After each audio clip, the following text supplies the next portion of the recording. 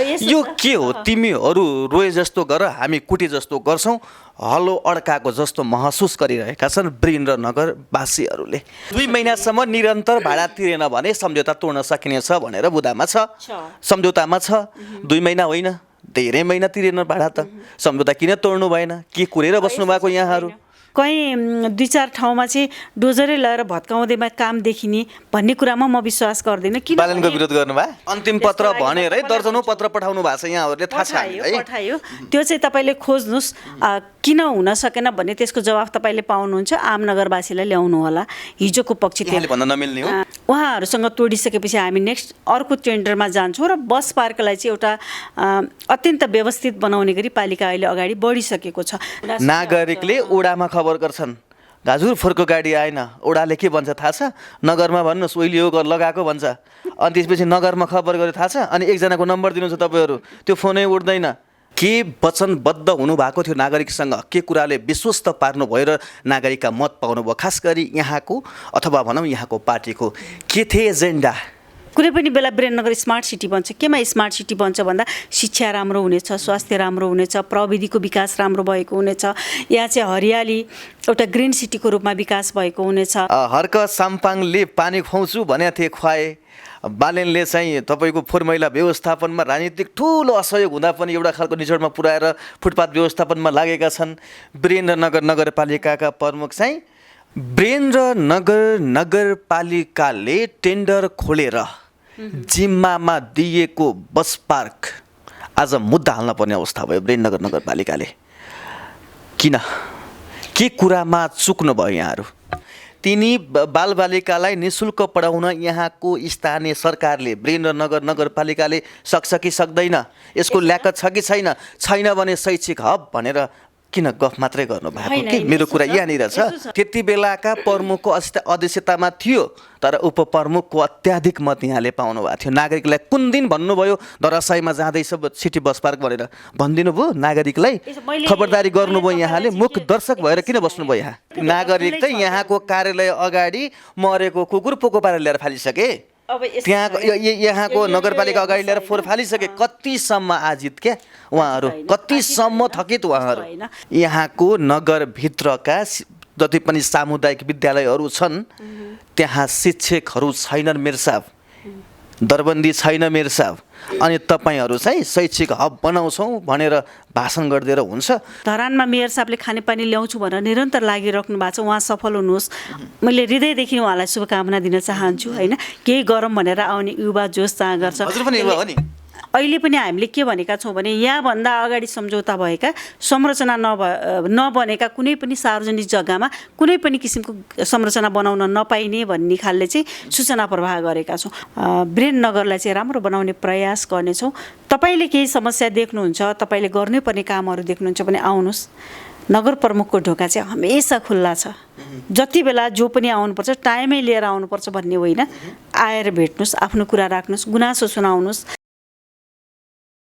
दर्शक महानुभावहरू नमस्कार मेरो नाम चिन्तामणि कणेल हो हामीले विभिन्न विषय वस्तुमा नागरिकका प्रश्न जिज्ञासा र सम्बन्धित निकायबाट जवाफ लिएर यहाँको माझमा प्रेषित गर्दै आइरहेका छौँ लामो समयदेखि यहाँहरूले माग गरिरहनु भएको विषयवस्तु वीरेन्द्रनगर नगरपालिका जो कर्णाली प्रदेशको राजधानीमा रहेको नगरपालिका हो र कर्णाली प्रदेशको सबैभन्दा ठुलो सम्पन्न नगरपालिका पनि हो भन्ने गरिएको छ यस नगरपालिकाका प्रमुख मोहनमाया ढकाल भण्डारीको अन्तर्वार्ता किन आएन बारम्बार यहाँहरूले गरिरहेको हामीप्रतिको सवाल र त्यससँग सम्बन्धित वीरेन्द्रनगर नगरपालिकाले वीरेन्द्रनगर नगरपालिकाका स्थानीयले दिनौँ भोग्दै आउनुभएका विभिन्न खालका समस्या त्यो समस्या सँगसँगै चुनिएका नयाँ जनप्रतिनिधि र जनप्रतिनिधिले बिताइसकेका 100 दिन आखिर के पाए त 100 दिनमा वीरेन्द्रनगरका स्थानीयले नयाँ नेतृत्व चुनेर आउनुहोस् यिनै सेरोफेरोभित्र रहेर वीरेन्द्रनगर नगरपालिकाका प्रमुख मोहनमाया ढकाल भण्डारीसँग नागरिकका प्रश्न सोध्नेछौँ स्वागत छ मेयर साहब धन्यवाद आराम हुनुहुन्छ सब ठिक छ यहाँसँग यहाँले मनोनयन दर्ता गर्दै गर्दा जति बेला यहाँ वीरेन्द्रनगर नगरपालिकाको उपप्रमुख हुनुहुन्थ्यो र यहाँ निर्वाचित हुनुभयो त्यस पछाडि यहाँले जिम्मेवारी सम्हाल्नुभयो यहाँलाई फलो गर्दा गर्दा पछ्याउँदा 100 दिन बितिसकेछ, कहाँ व्यस्त हुनुहुन्छ यसरी? धेरै धेरै धन्यवाद। विशेष गरेर निर्वाचित भएर आइसकेपछि म चाहिँ नगरपालिकाकै काममा अथवा आफ्नो कार्यक्षेत्रमा नै 100 दिन पुरा गरेको छु। करिब 100 दिन पनि भइसक्यो होइन। म चाहिँ तपाईँको यो पहिला पनि उपप्रमुख रूपमा निर्वाचित भएकोले वीरेन्द्रनगर नगरपालिकामा अब हामीले गर्नुपर्ने काम के हो त भन्ने विषयलाई नै धेरैभन्दा धेरै प्राथमिकता दिएर काम गर्नुपर्छ भनेर मान्यता राख्छु। अर्को कुरा, वीरेन्द्रनगर नगरपालिकामा चाहिँ हामी करिब 5 वर्षको लागि निर्वाचित भएर आएका छौँ। यो 5 वर्षमा हामीले परिणाम निकाल्ने गरी काम गर्नुपर्छ भन्ने कुरामा एउटा निर्वाचित जनप्रतिनिधिहरूको टिम लिडर होइन, आम नगरवासी आदरणीय आमा बुवा दाजुभाइ दिदीबहिनीहरूले चाहिँ चुनेर पठाएको नगर प्रमुखको नाताले पनि मैले चाहिँ आफ्नो समयमा गर्नुपर्ने काम के हो, हिजो मैले चुनावमा जाँदा के प्रतिबद्धता जाहेर गरेको थिएँ त्यो प्रतिबद्धतालाई मैले पुरा गर्नुपर्छ भन्ने हिसाबले चाहिँ काममा म अगाडि बढिरहेको छु। एकैछिन रोकेँ मैले, यहाँका प्रतिबद्धताहरू के छन्, यहाँका नागरिकहरूले किन मोहन माया ढकाल भण्डारीलाई मत दिने भन्ने खालका सवालहरू यहाँसँग हामी सोध्न आतुर थियौँ, सोध्न पाएनौँ।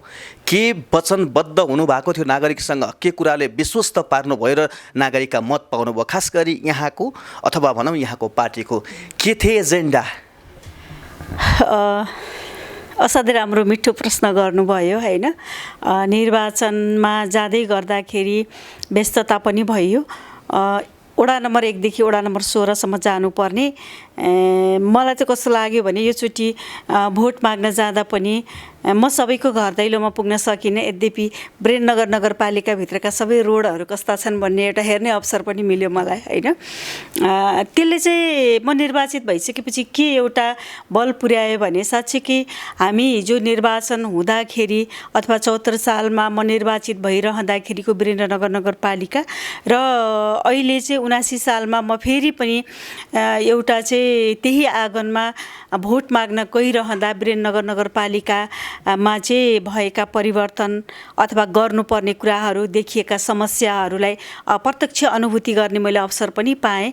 र त्यसरी म निर्वाचनमा जाँदा मैले के अठोट गरेको थिएँ भने मैले दुईवटा कुरा गर्छु। एउटा चाहिँ नेपालको संविधान अनुसार स्थानीय सरकार सञ्चालन ऐनले दिएका अधिकार क्षेत्रभित्र रहेर काम गर्ने वचनबद्धता अथवा प्रतिबद्धता गर्छु। किनभने यो देशमा 3 तहका सरकार छन्, सङ्घीय सरकार, प्रदेश सरकार र स्थानीय तह।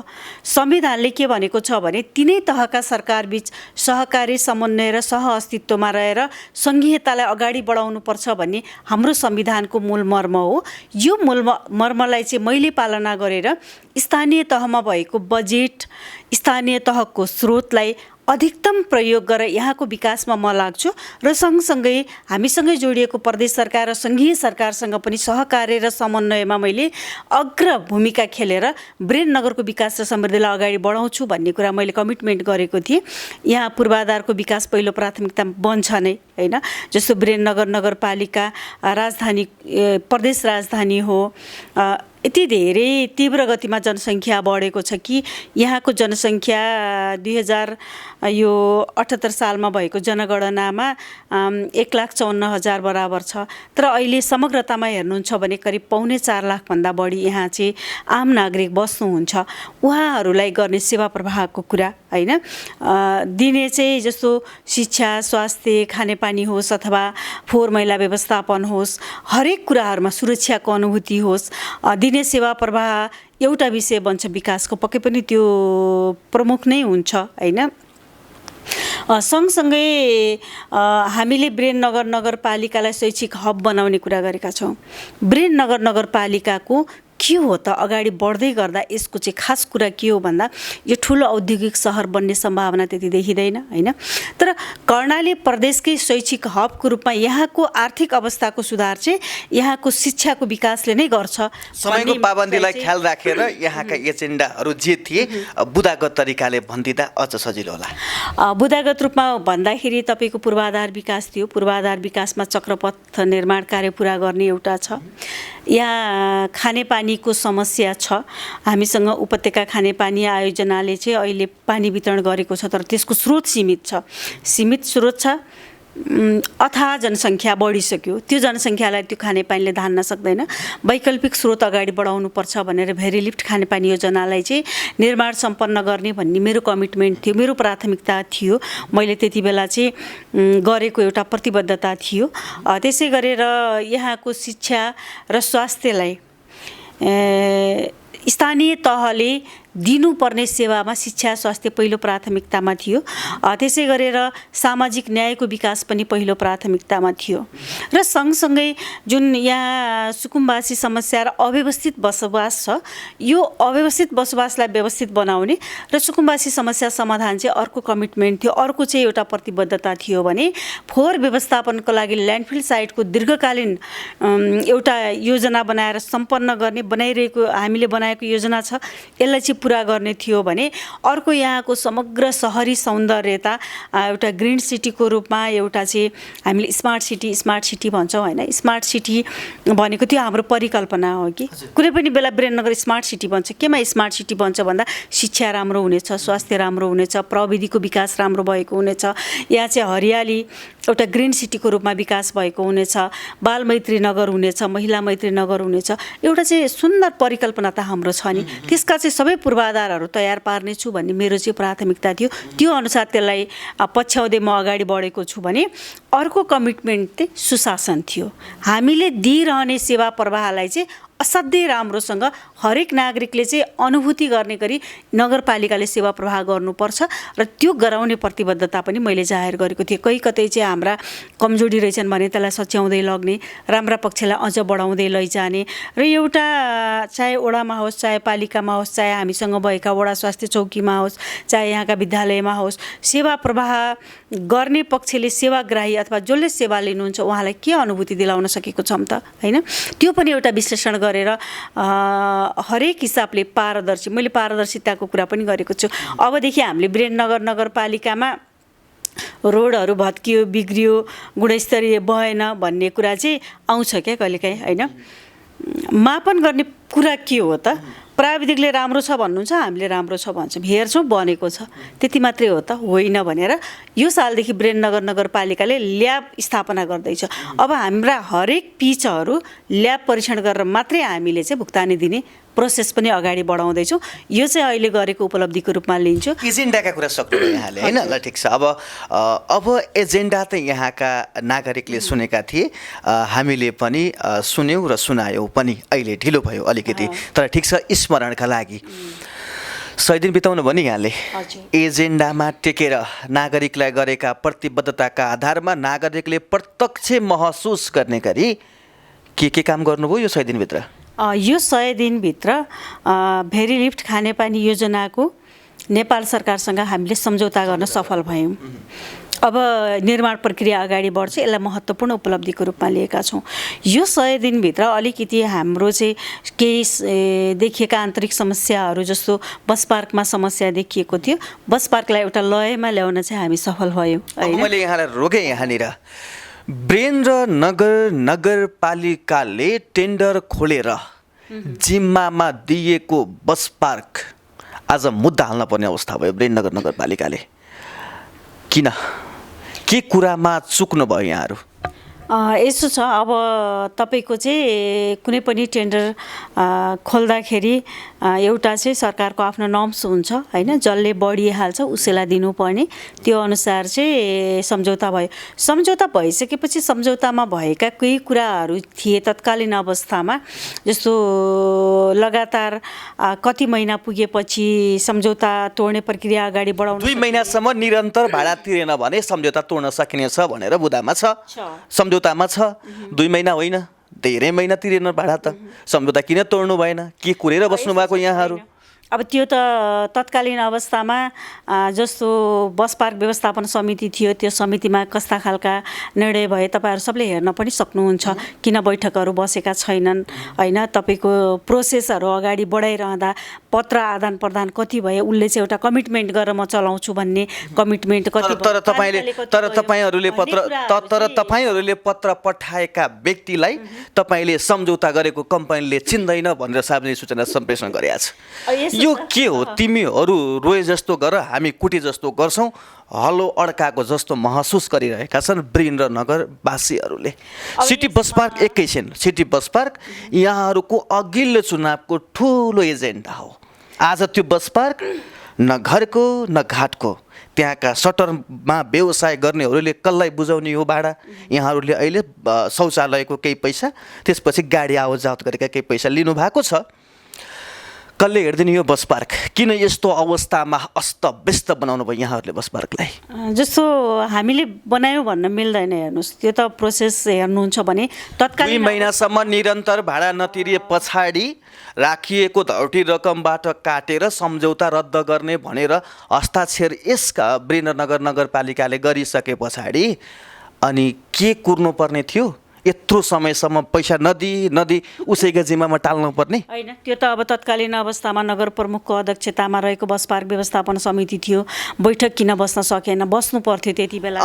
ठिक छ, त्यति बेलाका प्रमुखको अध्यक्षतामा थियो, तर उपप्रमुखको अत्याधिक मत यहाँले पाउनु भएको थियो। नागरिकलाई कुन दिन भन्नुभयो धराशायीमा जाँदैछ सिटी बस पार्क भनेर भनिदिनु भयो? नागरिकलाई खबरदारी गर्नुभयो यहाँले? मुख दर्शक भएर किन बस्नुभयो यहाँ? एकैछिन है, जस्तो हामी कहाँ बस पार्क व्यवस्थापन समिति छ, कार्यपालिका छ, कति पटक छलफल भयो। एउटा अब तत्कालीन अवस्थामा यो विषय उठान गर्दै गर्दाखेरि तत्कालीन अवस्थामा समस्या समाधान गरेको भए समस्या समाधान हुन्थ्यो होला। अब किन नगर्नु भएको भन्ने प्रश्नको फेरि हामी छलफल गरौँला होइन। किन गर्नु भएन भन्दा हामी कहाँ एजेन्डा आएन, हामीले छलफल गरेनौँ। त्यो कुरा चाहिँ कर्मचारी मिलेर पैसा आएको छैन भन्ने कुरा जानकारी नदिया हो यहाँहरूलाई? होइन, त्यो कर्मचारी मिल्यो भन्दा पनि तपाईँ सिस्टम के थियो भन्ने नै हुन्छ नि। को व्यक्ति मिल्यो मिलेन भन्ने कुरामा हामी त्यता जान के थियो आज भनिदिनुहोस्। वीरेन्द्रनगरका हरेक नागरिकहरू बस पार्कको विषयवस्तुलाई लिएर अचम्मित बनिरहेका छन्। अब तत्कालीन अवस्थामा समस्या समाधान गरेको भए उत्तम हुन्थ्यो, हुन सकेन होइन। हामी निर्वाचित भएर आइसकेपछि हाम्रो सम्पत्ति हो, यसलाई हामीले व्यवस्थित गर्नुपर्छ भन्ने हाम्रो पहिलो एजेन्डा थियो र त्यो पहिलो एजेन्डामै हामीले त्यसलाई टेकेर बस पार्क, हाम्रो पहिलो कार्यपालिकाको बैठकले पनि बस पार्क व्यवस्थापन गर्नुपर्छ भन्ने थियो। त्यसमा टेकेर कानुनी प्रक्रियामा हामी गएका छौँ। अब व्यक्तिले कसले के भन्नुहुन्छ भन्ने विषयमा अब धौडी रकम यही उनी बेलामा मुद्दा हाल्न नपर्ने गरी बेलैमा सम्झौता खारिज गरिदिएको भए हुन्थ्यो नि त। तपाईँहरूले फोहोर मैला व्यवस्थापनसँग सम्बन्धित उसले भनेअनुसार काम गरेन भनेर सम्झौता तोडेर पछि अदालतले उल्टाएको होइन? तोड्नु त भएको छ नि एउटा कुरा। फोहोर मैलाको तोडिदिने, बसाको किन नतोड्नु भयो? अब किन तोड्नु भएन भनेर त जहाँबाट इस्यु उठ्नु पर्ने भयो, किन उठेन भन्ने पनि एउटा पर्ला। म धेरै विषयमा जान चाहन्न होइन। अब जवाब दिनुपर्छ यहाँले। होइन, जवाब दिनुपर्छ, जवाबदेही हुनुपर्छ। नागरिकको यत्रो दिनमै एक दिनमै कत्रो राजस्व जम्मा हुन्छ, त्यत्रो कुरा आज अस्तव्यस्त छ। तपाईँलाई भन्छु अहिले अस्तव्यस्त छैन, हामीले लयमा फर्काइसक्यौँ। हिजो किन भएन भन्ने पक्ष तपाईँले खोज्नु होला। तपाईँ स्वतन्त्र हुनुहुन्छ।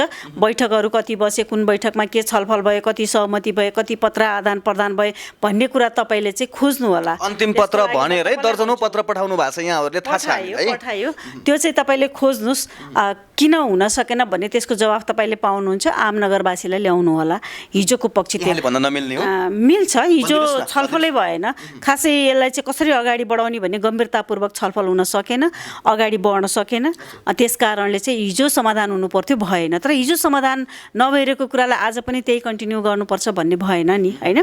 कन्टिन्यू गर्नुपर्छ भन्ने कुरा नभइसकेपछि हामीले यसको उपयुक्त समस्या छ, उपयुक्त समाधान निकाल्नुपर्छ भनेर पहिलो प्रायोरिटी दिएर अब यो कानुन सम्मत रूपमा जानुपर्छ। कानुनी उपचार खोज्नुपर्छ र राज्यले आफ्नो सम्पत्ति फिर्ता लिनुपर्छ भनेर अहिले हामी कानुनी उपचारमा गएका छौँ। अहिले स्थानीय पालिका नगरपालिकाले बस पार्क आफ्नो जिम्मामा लिइसकेको छ।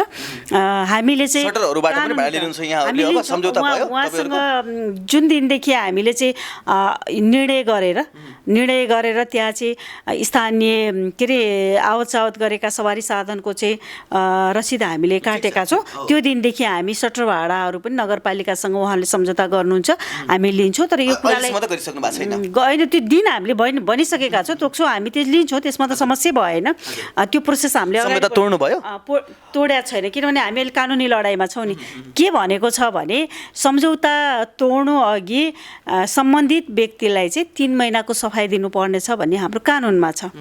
हामीले उसलाई सफाइ दिएका छौँ, हामी सम्झौता तोड्दैछौँ, तिमीले चाहिँ आफ्नो एउटा जुन गरेको कमिटमेन्ट हो, बस पार्क हिजो सम्झौता गरिरहँदाखेरि त्यो कमिटमेन्ट अनुसार काम भएन, यो नगरपालिकाको ठहर हो, अब हामी सम्झौता तोड्दैछौँ, तिम्रो चाहिँ के छ यसमा भनेर हामीले दिइसक्दाखेरि उसलाई चाहिँ त्यो खालको सफाइको मौका दियौँ। र अहिलेसम्म नगरपालिकालाई तिर्नुपर्ने राजस्व नतिरेकोमा अब चाहिँ हामीले तिमीले तिर्ने गरी कानुनी उपचारमा पनि गयौँ भनेर जानकारी पनि दियौँ। यसको जानकारी हामी उहाँहरूलाई चाहिँ अनलाइन मार्फत दियौँ, हामीले चाहिँ सार्वजनिक पत्र पत्रिका पठायौँ होइन, सबै प्रोसेसमा गयो। र अहिले 3 महिना पुगेपछि हामी त्यसलाई चाहिँ टेन्डर पनि तोड्छौँ। अहिले नगरपालिकाले बिचमा उहाँहरूले छोडेर जाने बित्तिकै नगरपालिकाले जिम्मा लिएर अहिले सञ्चालनको प्रक्रिया नगरपालिकाले अगाडि बढाइसकेको छ।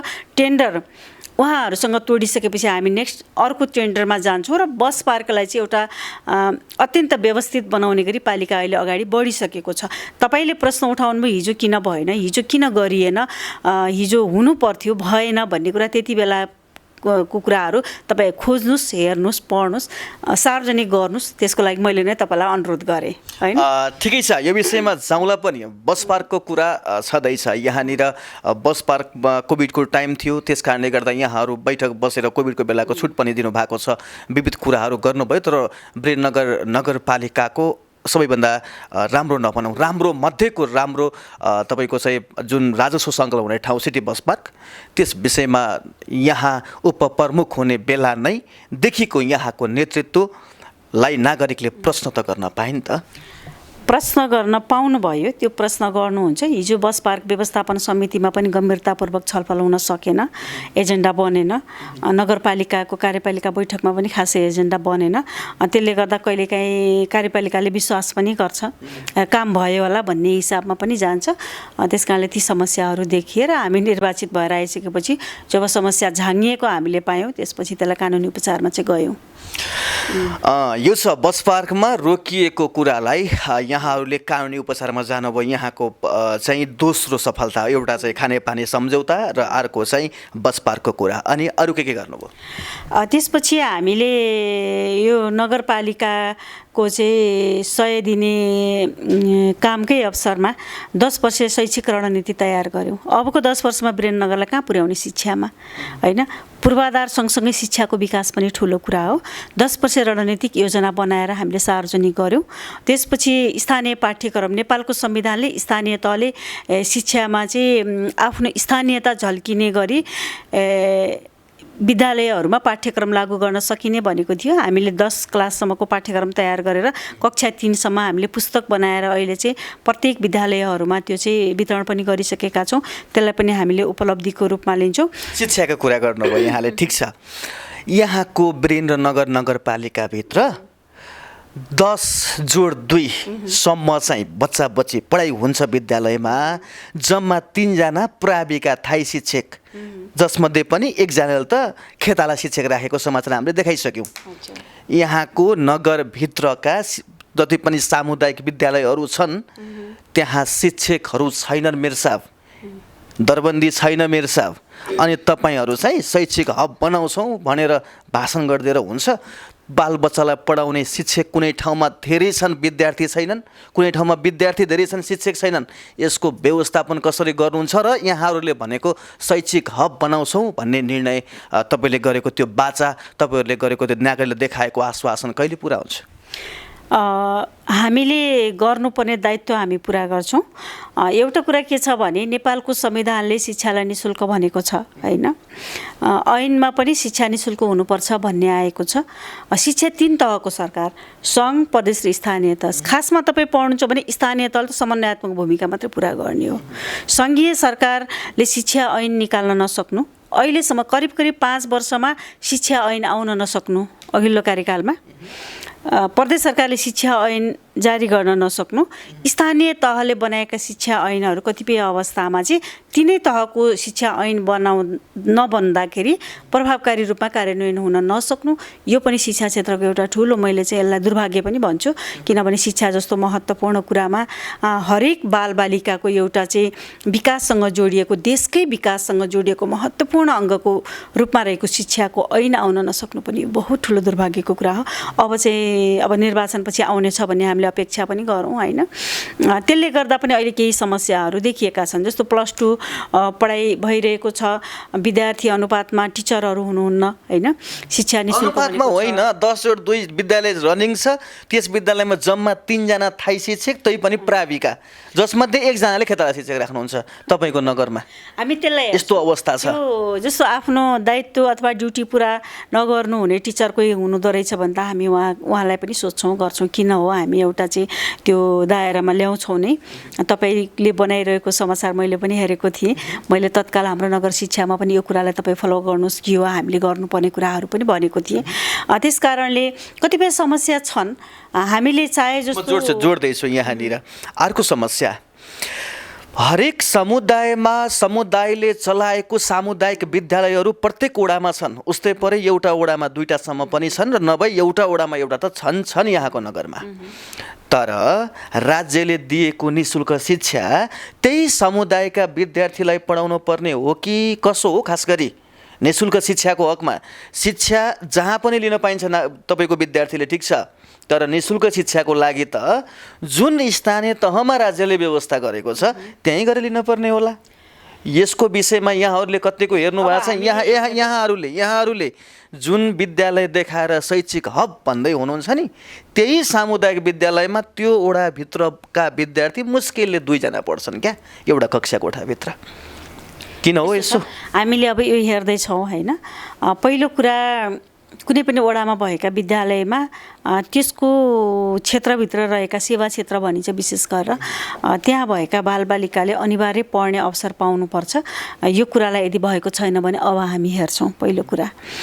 दोस्रो कुरा, बाहिरबाट आएर पनि पढ्न सक्नुहुन्छ, तर उहाँहरूलाई पढाइरहँदाखेरि टिचर व्यवस्थापन गर्न गाह्रो भयो भने प्रदेश सरकारले सहयोग गर्नुपर्ने हो कि होइन? कर्णालीभरिको भाइ बहिनी आएर पढ्नुहुन्छ भने त प्रदेश सरकारको पनि दायित्व होला नि। तपाईँको सबै ठाउँलाई एकै ठाउँमा हेर्न सकिँदैन। जस्तो ब्रेननगर एउटा चाहिँ एकदमै बर्निङ सिटी भन्छन्, एकदमै त्यो बढ्दो क्रममा रहेको सहरीकरण हुँदै गरेको ठाउँ हो। यहाँको शिक्षा अथवा यहाँका सामुदायिक विद्यालयहरूलाई भरोसा गरेर विश्वास गरेर अन्य क्षेत्रको भाइ बहिनी पढ्न आउनुहुन्छ भने नेपाल सरकारले पनि छुट्टै दृष्टिले हेर्नुपर्छ र यहाँका टिचर व्यवस्थापन र अनुदान पनि त्यो अनुसार दिनुपर्छ भन्ने हाम्रो त माग रहेको छ। अर्को कुरा, विद्यालयहरू चलाउनु पर्छ।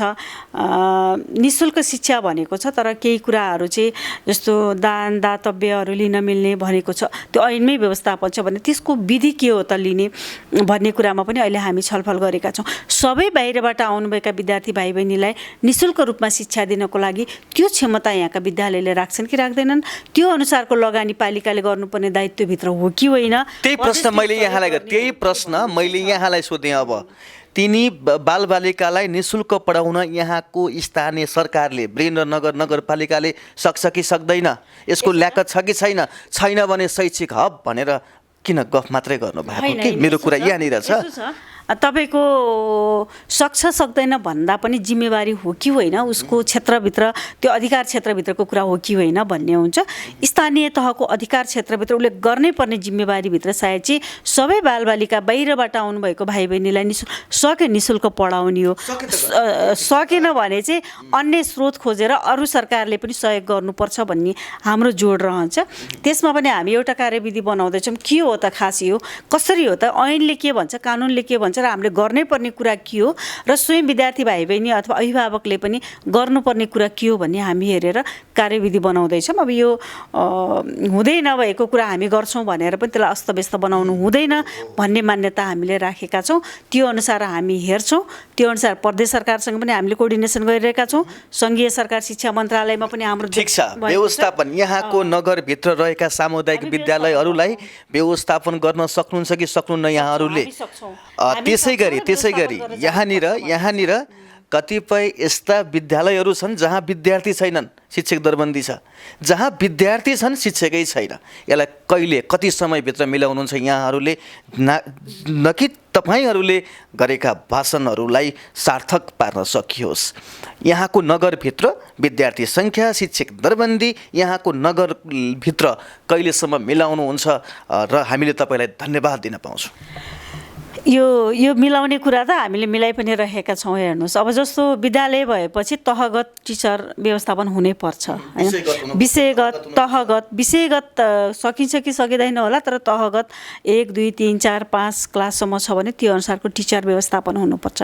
तर कुरा के हो भने अब एउटै विद्यालयमा मात्रै गएर पढ्नुपर्छ होइन, हाम्रो पालिकाभित्र भएका सबै विद्यालयमा विद्यार्थी भाइ बहिनीको आकर्षण बढाउनु पर्यो, शैक्षिक अवस्थालाई राम्रो बनाउनु पर्यो, गुणस्तर राम्रो बनाउनु। त्यो हामीले नै गर्ने हो। त्यही भएर हामीले 10 वर्ष योजना बनाएका छौँ। अबको 10 वर्षमा हामी कसरी अगाडि बढ्ने त? छ भने प्राय अझ बढाउँदै लग्ने, र छैन, हुन सकेका छैन भने बनाएर जाने प्रतिबद्धताका साथ हामीले 10 वर्ष शैक्षिक रणनीति चाहिँ तयार गरेको हो। अर्को कुरा, हामीले उपलब्धिको रूपमा चाहिँ अहिले फोहोर व्यवस्थापन पनि हामीले गर्न सफल भएका छौँ। अहिले वीरेन्द्र तपाईँको घर अगाडि त्यही प्रश्न आजभन्दा केही समय अगाडि मैले यहाँको त्यो जिम्मेवारी सम्हाल्नुभएका फाँट प्रमुखलाई सोधेको थिएँ। वीरेन्द्रनगर नगरपालिकाका प्रमुख मोहन माया ढकाल भण्डारीको घर अगाडि फोहोरको गाडी कति बजे, कुन बार, कुन समयमा आउँछ? म चाहिँ बिहान 6 बजे नै निस्किन्छु कहिले काहीँ। हेर्नुहोस्, मौका परेको बेला हाल्छु। अब परिवार ठुलो छैन, फोहोर पनि धेरै हुँदैन, त्यता धेरै गुनासो छैन। तर अलिकति गुनासो भनेको बजार एरियामा चाहिँ हो, जहाँ घना बस्ती छ, जहाँ चाहिँ व्यावसायिक क्षेत्र पनि हो, मेडिकल जन्य फोहोर होला, होटलबाट निस्कने फोहोर होला। धेरै बस्ती बाक्लो हुँदाखेरि व्यावसायिक क्षेत्रमा चाहिँ त्यहाँ केही समस्या देखिएको छ। यद्यपि कन्ट्र्याक्टरको गाडी नआउँदा पनि पालिकाले आफै गएर भए पनि सरसफाइ गरेको अवस्था छ। हामीले चाहिँ छिट्टै नै उहाँलाई चाहिँ अब सम्भवतः तपाईँले चाहिँ अब केही समयपछि बस्ने कार्यपालिका बैठकमा पनि उहाँले आफ्नो कमिटमेन्ट अनुसार काम गर्नु भएन भने फेरि पनि त्यसलाई तोडेर जानुपर्छ भन्ने कुरा हामीले चलाइसकेका छौँ। यहाँहरूको कार्यपालिकाको बैठकले यथाशीघ्र चाँडो समय तालिका सार्वजनिक गर्ने भनेर चाहिँ भन्नुभएको थियो। हामी पनि त्यो कार्यक्रममा उपस्थित थियौँ। आज 100 दिन बितेछ। हेर्नुहोस् त मेरो साहब, त्यो तालिका अझै आइपुगेको छैन। किन हो निर्णय मात्रै गर्ने, कार्यान्वयन नगराउने यहाँहरूले? होइन, उहाँले चाहिँ आफ्नो केही वडामा तालिका चाहिँ पठाउनु भएको छ होइन। त्यो अनुसार कति नम्बर वडामा पठाउनु भएको छ? त्यो अनुसार म जान्छु भन्ने कमिटमेन्ट पनि छ। उहाँलाई भनिदिनुहोस् न, कति नम्बर वडामा पठाउनु भएको छ उहाँले? कति नम्बर वीरेन्द्रनगर नगरपालिकाको कति नम्बर वडाको नागरिकले मेरो घर अगाडि यति बजे गाडी आउँछ भने थाहा पारेछ? अचम्म लाग्दो कुरा सुनाउनु भयो। कति नम्बर वडामा? तपाईँलाई अझ पनि धन्यवाद दिन्छु होइन। मैले भने नि, वीरेन्द्रनगर नगरपालिकाको ग्रामीण इलाकामा कहिलेकाहीँ गाडी ढिलो चाँडो गयो होला, गरेका छौँ भन्ने उहाँको कमिटमेन्ट छ। हामीले सरसर्ती हेर्दाखेरि त्यति समस्या देखिएको छैन। बजार एरियामा अलि समस्या चाहिँ देखिएको, कतिपय अवस्थामा कन्ट्र्याक्टरको गाडी नआएर पालिका आफैले पनि आएको वडा कति नम्बर वडा रहेछ होइन, गुनासो नआएको हामीसँग त्यस धेरै चाहिँ आउँदै भएन भनेर गुनासो फाटाफुट्टा आउँछ सबै वडाबाट। यसलाई चाहिँ हामीले अन्यथा मान्नु छ। हजुरहरूलाई नागरिकले वडामा खबर गर्छन्, हजुर फोहोरको गाडी आएन, वडाले के भन्छ थाहा छ? नगरमा भन्नुहोस् उहिले यो लगाएको भन्छ। अनि त्यसपछि नगरमा खबर गरे थाहा छ? अनि एकजनाको नम्बर दिनुहुन्छ तपाईँहरू, त्यो फोनै उठ्दैन। यसरी एउटा फोहोर उठाउन यत्रो महाभारत छ। अनि तपाईँले हेर्नुहोस् होइन, वीरेन्द्रनगर नगरपालिकामा चोकमा अथवा अस्तव्यस्त भएको अवस्था छैन। मैले भने केही समस्या देखिएको छ, समयमै गाडी आउन नसक्नु कुनै ठाउँका समस्या हुन्। कहाँनिर अस्तव्यस्त छैन? वीरेन्द्रनगरको वीरेन्द्र चोक हेर्नु भएको छ, मङ्गलगढी चोक हेर्नु भएको छ, गणेश चोक हेर्नु भएको छ? हामीले हेरेका छौँ। तर म तपाईँलाई एउटा कुरा पनि के भन्न चाहन्छु, म नगरवासी आमा बुवा दाजुभाइ दिदीबहिनीलाई के अनुरोध गर्न चाहन्छु भने फोहोर फाल्ने गाडी आएको बेला फालिदिनुहोस्। चोकमा ल्याएर थुपार्ने काम पनि हामी हामी नगरौँ पनि भन्न चाहन्छु। किनभने अब बरु गाडी तालिका अनुसार आएन भने आउनुहोस् न, नगरपालिका आउनुहोस्, बाहिर के कम्प्लेन गर्नुभयो भन्ने कुरा कहिलेकाहीँ हामीलाई थाहा नहुन सक्छ। नागरिक त यहाँको कार्यालय अगाडि मरेको कुकुर पोको पारेर ल्याएर फालिसके। अब त्यहाँ यहाँको नगरपालिका अगाडि ल्याएर फोहोर फालिसके। कतिसम्म आजित क्या उहाँहरू, कतिसम्म थकित उहाँहरू। होइन, तपाईँले म चाहिँ यो कुरामा के मान्दिनँ भने ब्रेननगर हेर्दाखेरि फोहोर देखिँदैन के, सफा छ। तर केही समस्याहरू टिपिकल ठाउँहरूमा छन्। कहिलेकाहीँ कतै कुकुर मऱ्यो, त्यसलाई व्यवस्थापन गर्न तपाईँको रातिको समय, अहिले त हाम्रो खासमा टिम यस्तो राम्रो छ कि राति 12 बजे गाई हान्यो मऱ्यो भनेर पनि खबर आउँदा पनि प्रहरीसँग मुचुल्का नबनाइकन गाई फाल्न मिल्दैन। प्रहरीसँग कोअर्डिनेसन गरेर पनि त्यो काम गर्ने प्रयास गरिरहेको छ। अस्तव्यस्त रूपमा चाहिँ बाहिर आउने कुरामा चाहिँ नागरिकको सपोर्ट पनि चाहिन्छ, नगरवासी आमा बुवाको सपोर्ट पनि चाहिन्छ। त्यो पनि हामीले चाहेका छौँ, हामीले व्यवस्थित गराउने प्रयास गरेका छौँ। तपाईँले हेर्नु न, चुनावभन्दा अगाडि चाहिँ अस्तव्यस्त कति फोहोर थियो, चुनावपछि फरक छ। फरकलाई त फरक भनिदिनुहोस् न, राम्रो भएको छ भनिदिनुहोस् न। प्रयास चाहिँ हामीले गरेका छौँ। ठिक छ, एउटा कुरा जोड्न मन लाग्यो। हामीले सुनेका थियौँ, कतै म त्यति क्लियर छैन तर पनि लाग्यो, प्रश्न गरिहाल्छु। प्लास्टिक जन्ने चिजहरू, प्लास्टिकमा प्याक गरिएका सामानहरू, यी कुराहरू ब्रेननगर नगरपालिकाभित्र प्रयोग नगर्ने भनेर कतै यहाँहरूले कुनै बेला निर्णय गर्नुभएको थियो अथवा कुनै त्यस्तो नियम कानुन छ? सकेसम्म कम गर्ने भन्ने चाहिँ हो। हामी अहिले पनि कम गर्ने प्रयास चाहिँ मा छौँ। अलिकति हामीले कम पनि गरेका थियौँ। अलिकति कोभिडले गर्दा समस्या पनि पार्यो। केही समय चाहिँ अलिक खुल्ला गर्दाखेरि कोभिडको बेला अलि समस्या भयो भनेर फेरि प्लास्टिक जन्ने चिजहरूको चाहिँ प्रयोग हुन सुरु भएको होला, त्यति बेला पनि त्यो थियो। अहिले पनि हामीले सकेसम्म कम गर्ने प्रयास गर्दैछौँ। एउटा हामीले निर्णय पनि गर्दैछौँ। मलाई चाहिँ के लाग्छ भने, जस्तो म 5 वर्षसम्म एउटा अनुभव गरेर आएको जनप्रतिनिधि हो। अब हामीले हरेक निर्णयहरू गर्दाखेरि कार्यान्वयन गराउने पक्षलाई पनि सँगसँगै लिएर जानुपर्छ भन्ने कुरामा पनि म विश्वास राख्छु। हामीले केही निर्णयहरू चाहिँ गर्दैछौँ, जस्तो यहाँको व्यावसायिक संस्थासँग पनि हामी छलफल गर्दैछौँ। साँच्चीकै प्लास्टिक मुक्त नगर बनाउनको लागि त्यसको पूर्वाधार के हो भने पूर्वाधारलाई पनि हामी तयार गरेर सँगसँगै अगाडि गयौँ भने सफा सहर हुन्छ, राम्रो सहर हुन्छ।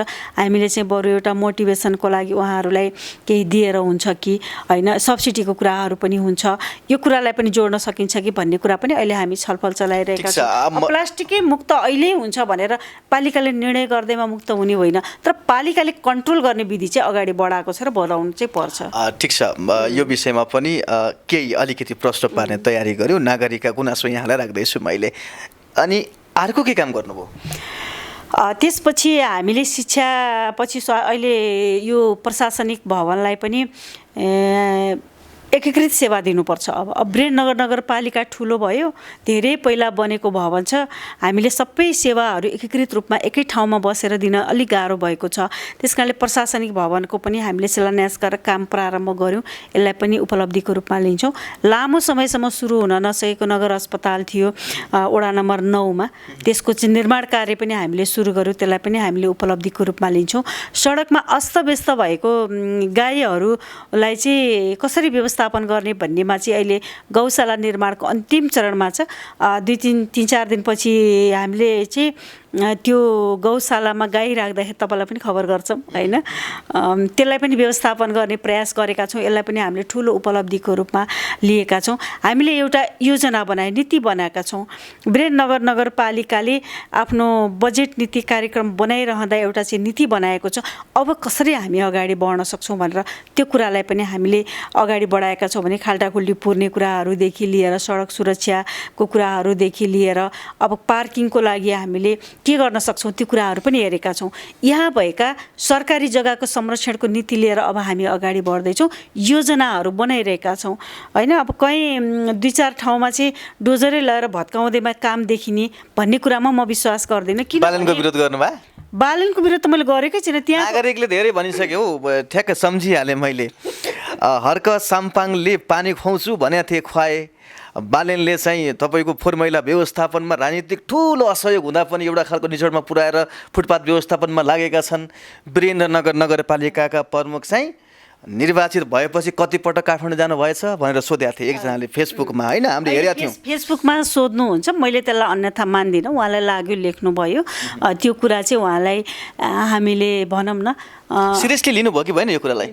सिरियसली लिएर त अहिले भेरी लिफ्ट खानेपानी योजनाको चाहिँ सम्झौता गर्न सम्पन्न सफल भयो नि त हामी, होइन? निर्वाचित भएर एउटै योजनाले लगभग 6 वर्ष धानेको छ यहाँहरूलाई खाने त्यो भेरीको लिफ्टिङको पानी गर्दा गर्दा अहिले सम्झौतामा पुगेछ। अब कार्यान्वयन होस्, एकदम राम्रो कुरा। हामीले चाहिँ सम्झौता गर्न सफल भयौँ, धेरै मेहनत गरेर यसलाई सम्झौता हामी अगाडि गरेको। तर सम्झौता कार्यक्रम त नेपालगञ्जमा थियो। मेरो कुरा जस्तो काठमाडौँमा बालेन मेयर साहबले गर्नुभयो, त्यहाँको आवश्यकता थियो होला। धरानमा मेयर साहबले खानेपानी ल्याउँछु भनेर निरन्तर लागिराख्नु भएको छ, उहाँ सफल हुनुहोस्। मैले हृदयदेखि उहाँलाई शुभकामना दिन चाहन्छु, होइन? केही गरौँ भनेर आउने युवा जोस जहाँ गर्छ। हजुर पनि युवा हो नि? म पनि युवा हो, मेरो पनि जोस छ जहाँ गर्छ। मैले के भने 5 वर्षमा मैले काम गरिरहँदा मैले जे समस्या देखेको छु, जस्तो यहाँको सार्वजनिक जग्गा संरक्षण गर्न आवश्यक छ, त्यो हामीले अनुभूति गरेको कुरा अब निर्णय गरेर अगाडि बढिसकेका छौँ। अहिले पनि हामीले के भनेका छौँ भने यहाँभन्दा अगाडि सम्झौता भएका संरचना नबनेका कुनै पनि सार्वजनिक जग्गामा कुनै पनि किसिमको संरचना बनाउन नपाइने भन्ने खालले चाहिँ सूचना प्रवाह गरेका छौँ। अब हामी हेर्छौँ, अर्को निर्णय नहुँदासम्म त्यसलाई बन्द गर्छौँ, होइन? अहिले पनि तपाईँको सरकारसँग सम्झौता गर्ने र प्रयोग फरक किसिमले भएको छ भने त्यसलाई रोक्ने नीति हामीले लिएका छौँ। त्यति मात्र होइन मेरो साहब, सम्झौता थोरै जग्गा गर्ने, प्रयोग धेरै जग्गा गर्ने पनि छन्। त्यो त हामी हेर्छौँ। त्यही भएर मैले भने अब हामी अध्ययन गर्दैछौँ नि त्यो विषयमा। एउटा ठाउँमा दुईवटा ठाउँमा भत्काएर मात्रै समस्याको समाधान त हुने होइन। प्लान गरेर कुन कुन ठाउँमा के छ, हामी सबै कुराहरूलाई लिएर त्यसको चाहिँ संरक्षणको नीति लिने हाम्रो योजना छ, हामी गर्छौँ। 1 वर्षसम्म हेर्नुहोस्, क्लियर भएन भने फेरि आएर मलाई चाहिँ प्रश्न गर्नुहोस्। अब थप 1 वर्ष, होइन कि 1 वर्षमा काम सम्पन्न भएन। अहिले त हामी हेरिरहेछौँ नि, तपाईँको कहाँ हो त खासमा अतिक्रमण भएको, कुन प्रयोजनको लागि गरिएका सम्झौता कुन प्रयोजनमा प्रयोग भइरहेका छन्। राजस्व चाहिँ राज्य कोषमा छ कि अन्तै छ त, त्यो त अध्ययन त गर्नु पर्यो नि, होइन? अध्ययन गरेर कानुन सम्मत हामीले जे गर्छौँ नि।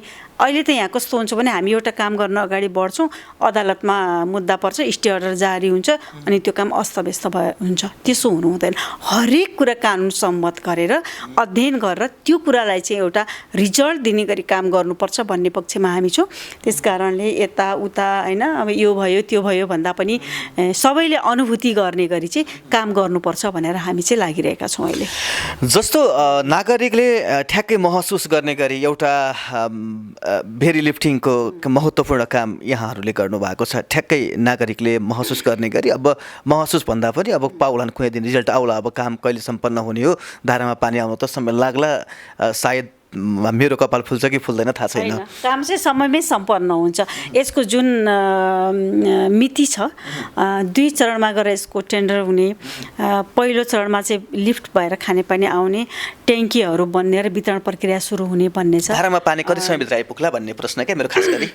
धारामा पानी त तपाईँको 3 वर्षसम्ममा पानी ल्याउने प्रोसेस चाहिँ पुरा भइसक्नेछ। धारामा पानी आउँछ। धारामा पानी 3 वर्ष भन्दा चाहिँ तपाईँको यो भेरी लिफ्ट पानी योजनाको पानी आउनु पूर्व पनि हामीले ब्रेड नगरपालिकाभित्र रहेका सबै ठाउँहरूमा के हो त अवस्था खानेपानीको हेर्दैछौँ। उपत्यका खानेपानीसँग पनि हाम्रो कुराहरू भइरहेको छ। अब हामीले अगाडि बढाउँछौँ। जस्तो कुनै ठाउँमा पाइप बिग्रिएको हो कि, कुनै ठाउँमा चुहावट भएको कि, कुनै ठाउँमा स्रोतै नपुगेर खानेपानी नपुगेको कि, अहिले विभिन्न ठाउँमा सरकारी निकायहरूमा खनिएका तपाईँको बोरिङहरूलाई ट्याङ्की बनाएर वितरण गर्नुपर्ने हो कि, त्यो प्रोसेसमा चाहिँ अहिले हामी छौँ। केही समयपछि रिजल्ट पनि देख्नुहुन्छ। अब हामी अगाडि बढिसकेका छौँ। ठिकै छ। अब हामी लगभग धेरै छन् नागरिकका प्रश्नहरू, एकपछि अर्को आउँदै गर्छ, तर समय चाहिँ निश्चित छ। प्रमुखज्यूलाई यसै कार्यक्रमबाट म अनुरोध गर्छु, नागरिकलाई साँची राखेर, दर्शकलाई साँची राखेर कुनै नागरिकका सभा लायो भने यहाँसँग मागेको समय आज 100 दिन बितेछ। 100 दिन पछाडि आज त हुँदैन भनेर बेसरी कुरेको हामीले।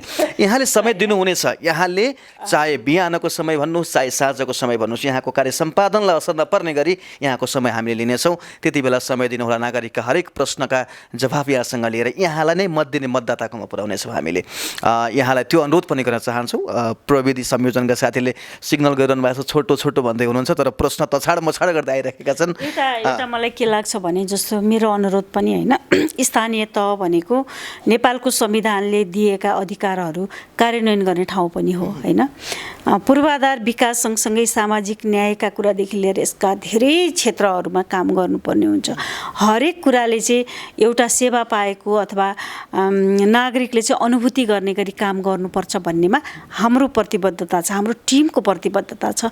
मैले चाहिँ कार्यपालिकाको बैठक होस् अथवा नगरसभा सदस्यहरू भएको अवसरमा हामीले के भनेका छौँ भने हामी आफ्नो काम गर्छौँ, आफ्नो बजेट नीति कार्यक्रमलाई समयमै सक्ने प्रयास गर्छौँ र अर्को कुरा चाहिँ हामीसँग भएको स्रोतलाई अधिकतम विकास निर्माणमा लगाउँछौँ। सँगसँगै हामीभन्दा माथिल्ला निकायका सरकारहरू र साझेदार निकायहरूबाट भएका विकास निर्माणका कामलाई पनि अब हामी मोनिटरिङ गर्नेछौँ, राम्रो गराउनको लागि सहयोग गर्नेछौँ र समन्वयात्मक भूमिकामा रहेर काम गर्न उहाँहरूलाई पनि अनुरोध गर्नेछौँ र हामी सबैसँगै जाने वातावरण चाहिँ अब स्थानीय पालिकाले बनाउँछ भन्ने कुरा पनि हामी कमिटमेन्टमा छौँ। हिजो भर्खरै पनि हामीले वीरेन्द्रनगर नगरपालिकाभित्र रहेका सङ्घीय सरकारका कार्यालयहरू, प्रदेश सरकारका कार्यालय, प्रदेश निर्देशनालयको डिसा पाउनुभएको थियो, प्रमुख जिल्ला अधिकारीज्यू, तपाईँको सडक विद्युत सबैसँग बसेर एउटा चाहिँ के कमिटमेन्ट गरेका छौँ भने नगरपालिकामा जति पनि कामहरू हुन्छन् ती कामहरू अब नगरपालिकासँग समन्वयात्मक भूमिकामा काम गर्ने, काम परिणाम निकाल्ने गरी गर्ने, राम्रो गर्ने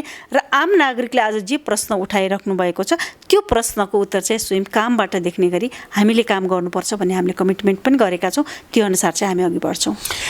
चाहे सङ्घ सरकारले लगानी गरोस् चाहे प्रदेश सरकारले लगानी गरोस्, काम राम्रो भयो भने जस कसले लिन्छ थाहा छैन, तर काम नराम्रो भयो भने स्थानीय सरकारलाई नै नागरिकले प्रश्न गर्छन्। त्यसकारणले यहाँका नगरपालिकाभित्र हरेक वडामा जुनसुकै ठाउँबाट बजेट आओस् तर गरेका कामलाई स्थलगत यहाँहरूले हेर्नुपर्ने, गर्नुपर्ने, निगरानी गर्नुपर्ने, खबरदारी गर्नुहुनेछ र हामीले गरेको काममा पनि यहाँहरूले सहयोग गर्नुहुनेछ, यो अपेक्षा। अन्तिममा यहाँले भन्न चाहेको, हामीले सोध्न छुटाएको के रह्यो? त्यस्तो धेरै अब अहिले नै सबै कुरा भनिहाल्नु पर्ने त केही पनि छैन होइन। निर्वाचनमा जाँदा जुन खालको प्रतिबद्धता छ, खासमा चाहिँ म अब पार्टीबाट निर्वाचनमा उम्मेदवारको रूपमा जाँदै गर्दाखेरि जुन खालको प्रतिबद्धता पत्र लेखिएको थियो त्यो प्रतिबद्धता पत्र चाहिँ यदि निर्वाचित भएर गएपछि यति काम चाहिँ गर्न सकिन्छ है भन्ने सोचका साथ बनाइएको प्रतिबद्धता पत्र थियो। तपाईँहरूले मन पराउनु भएको छ। सँगसँगै हामीसँगै निर्वाचन लडेका अन्य मेयर साहबहरूले पनि प्रतिबद्धता पत्र बनाउनु भएको छ। वीरेन्द्रनगरको खास विकास र समृद्धिको लागि हामी सबैका योजना, नगरवासीले पनि सपना देख्नु भएको छ नि होइन। तपाईँ जस्तो सञ्चारकर्मीले पनि सपना देख्नु भएको छ, व्यवसायमा लागेको साथीभाइ मित्रहरूले पनि देख्नु भएको छ, नागरिक समाजले देख्नु भएको छ। त्यस कारणले सबैसँग चाहिँ हामी सहकार्य गरेर वीरेन्द्रनगरलाई चाहिँ राम्रो बनाउने प्रयास गर्नेछौँ। तपाईँले केही समस्या देख्नुहुन्छ, तपाईँले गर्नुपर्ने कामहरू देख्नुहुन्छ भने आउनुहोस्। नगर प्रमुखको ढोका चाहिँ हमेसा खुल्ला छ। जति बेला जो पनि आउनुपर्छ टाइमै लिएर आउनुपर्छ भन्ने होइन, आएर भेट्नुहोस्, आफ्नो कुरा राख्नुहोस्, गुनासो सुनाउनुहोस्। कहिलेकाहीँ हामीले ठ्याक्कै गुनासो नसुनिरहेको अवस्था पनि हुन्छ, त्यस्तो बेला चाहिँ तपाईँ जस्तो सञ्चारकर्मी मित्रहरूले चाहिँ ठ्याक्क आएर सुनाइदिनु भयो, यस्तो छ नि भनिदिनु भयो भने सुधार गर्ने मौका पनि हुन्छ, त्यसलाई सुधारेर जानुपर्ने पनि हुन्छ। र 3 तहका सरकारहरू छन्, स्थानीय, सङ्घ र प्रदेश। सबै कुरा स्थानीयबाट नहुन पनि सक्छ, तर स्थानीय तहले चाहिँ सबै व्यवस्थापन गर्ने चाहिँ प्रयास र अरू सरकारहरूसँग पनि समन्वयात्मक भूमिका खेलेर भए पनि वीरेन्द्रनगर र नगरवासीको पक्षमा काम गर्छ भन्न चाहन्छु। फेरि पनि साथ, सहयोग र समर्थन तपाईँहरूकै अपेक्षा गर्दछु भन्छु। धन्यवाद। हस्, धन्यवाद। दर्शक महानुभावहरू, हामीसँग वीरेन्द्रनगर नगरपालिकाका प्रमुख मोहनमाया ढकाल भण्डारी हुनुहुन्थ्यो। उहाँसँग नागरिकको प्रश्न सोध्ने क्रम जारी रहँदै गर्दा निर्धारित समय सकिसकेको छ। आगामी अङ्कमा पनि उहाँलाई जोड्ने प्रयत्न गर्नेछौँ। हवस् त, अहिलेसम्म टेक्निकल सपोर्ट गर्नुहुने सहकर्मी साथी सीता आचार्यलाई धन्यवाद दिँदै चिन्तामणि खडेल बिदा माग्छु। नमस्कार।